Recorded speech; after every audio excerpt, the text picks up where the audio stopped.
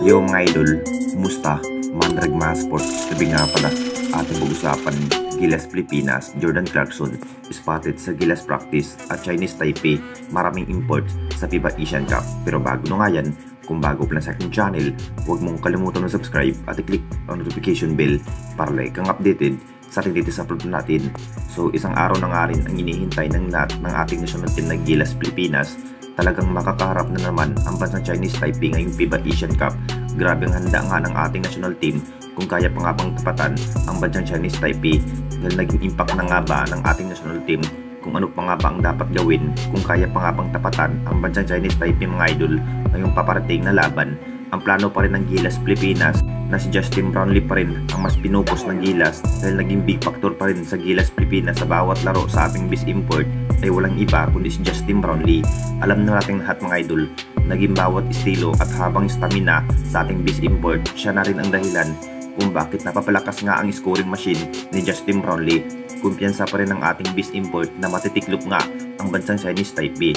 Pero inamin pa rin ni Coach Tim, kulang-kulang pa rin ang naging line-up ng Gilas Pilipinas dahil marami pa rin ang nasasabi mga idol, makapaglaro pa nga ba ang ating isa pang naturalized player na si Jordan Clarkson mga idol sa ating national team na Gilas Pilipinas.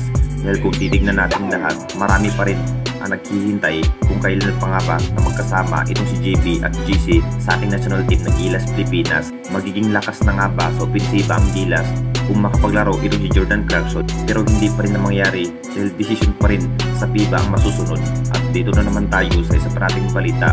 Chinese Taipei, maraming import sa FIBA Asian Cup na parang isa pa rin ang Chinese Taipei sa hinahandaan ang Gilas Pilipinas dahil matinding pagsubok pa rin ang mas kinakailangan ng ating national team. Kung kaya pa nga bang matitiklop ang Gilas Pilipinas, isa pa rin ang matinding pagsubok ang makakarap ng ating national team sa FIBA Asian Cup.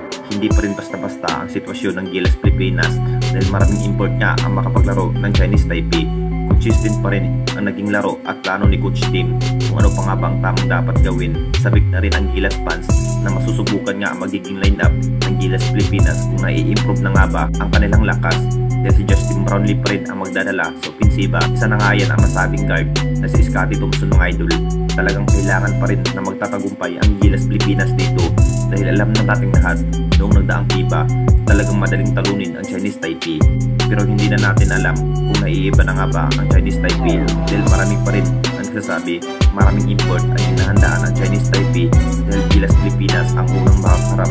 Bukas na rin ang magiging laban kung titignan natin lahat kung kaya pa nga ba ng ating national team tatalunin ang Chinese Taipei kung makaharap sa laban. Confidence pa rin ito si Coach Tim sa kanyang bawat plano.